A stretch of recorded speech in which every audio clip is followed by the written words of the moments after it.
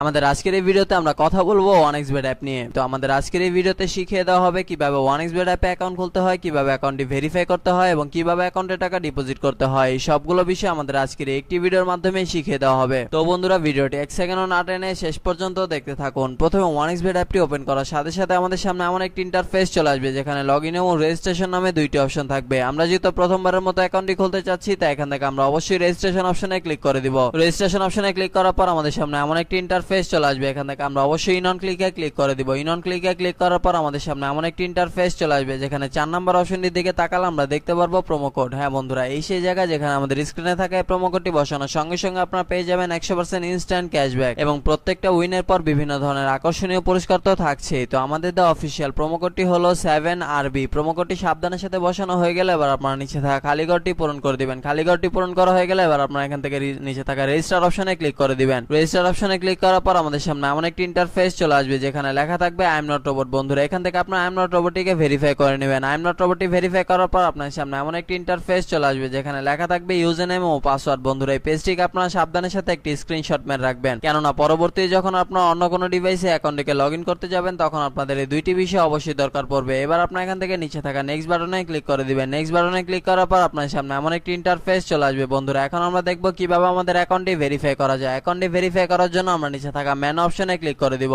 Menu অপশনে click করার পর আমাদের সামনে এমন একটি ইন্টারফেস চলে আসবে। এখান থেকে আমরা উপরে থাকা পার্সোনাল প্রোফাইলে ক্লিক করে দিব। পার্সোনাল প্রোফাইলে ক্লিক করার পর আমাদের সামনে এমন একটি ইন্টারফেস চলে আসবে। এখান থেকে আমরা একটু নিচের দিকে তাকালে দেখতে পারবো ইউজার নেম। বন্ধুরা, ইউজার নেমের ঠিক ডান দিকে থাকা অ্যাড অপশনে ক্লিক করে আমরা আমাদের ইউজার নেমটিকে বসিয়ে নিব। এবার ইউজার নেমটি বসানো হয়ে গেলে ঠিক একইভাবে আমরা আমাদের ইমেলটিকে এখানে বসিয়ে নিব। এবার ইমেলটি বসানো হয়ে গেলে ঠিক একইভাবে আমরা আমাদের ফোন নাম্বারটিকে বসিয়ে অ্যাকাউন্টটি ভেরিফাই করে নিব। ফোন নাম্বারটি বসিয়ে অ্যাকাউন্টটি ভেরিফাই করা হয়ে গেলে এখন আমরা দেখব কিভাবে ভোটার আইডি কার্ডের মাধ্যমে আমাদের অ্যাকাউন্টটিকে ভেরিফাই করা যায়। এই জন্য আমরা উপরে থাকা ইন্টার ডিটেইলসে ক্লিক করে দিব। ইন্টার ডিটেইলসে ক্লিক করার পর আমাদের সামনে এমন একটি ইন্টারফেস চলে আসবে যেখানে লেখা থাকবে first name, surname, middle name, date of birth, place of birth, reason. বন্ধুরা, রিজন আপনার এখান থেকে অবশ্যই বাংলাদেশই সিলেক্ট করে দিবেন। সিটি আপনি যে সিটিতে থাকেন সেই সিটিটা আপনার এখানে অবশ্যই বসিয়ে দিবেন। রেসিডেন্ট অ্যাড্রেস হচ্ছে আপনার বর্তমান ঠিকানা, যা আপনার এখানে সাবধানের সাথে বসিয়ে দিবেন। ডকুমেন্ট টাইপ হচ্ছে ন্যাশনাল আইডি কার্ড। সিরিজ, বন্ধুরা, সিরিজ আপনার এখান থেকে অবশ্যই 1 দিয়ে দিবেন। ডকুমেন্ট নাম্বার হচ্ছে আপনার ভোটার আইডি কার্ডের নাম্বারটি, যা আপনার এখানে সাবধানের সাথে বসিয়ে দিবেন। ডেট অফ ইস্যু হচ্ছে আপনার ভোটার আইডি কার্ড প্রদানের একটি তারিখ, যা আপনার আমাদের ভোটার আইডি কার্ডের পেছনে পেয়ে যাবেন। Issued by Bangladesh government. বন্ধুরা, সবকিছু ঠিকঠাক থাকলে আপনার নিচে থাকা টিক মার্কে ক্লিক করে দিবেন। টিক মার্কে ক্লিক করার পর আপনারা দেখতে পারবেন আপনাদের অ্যাকাউন্টটি ভেরিফাই করা সম্পন্ন হয়ে গেছে।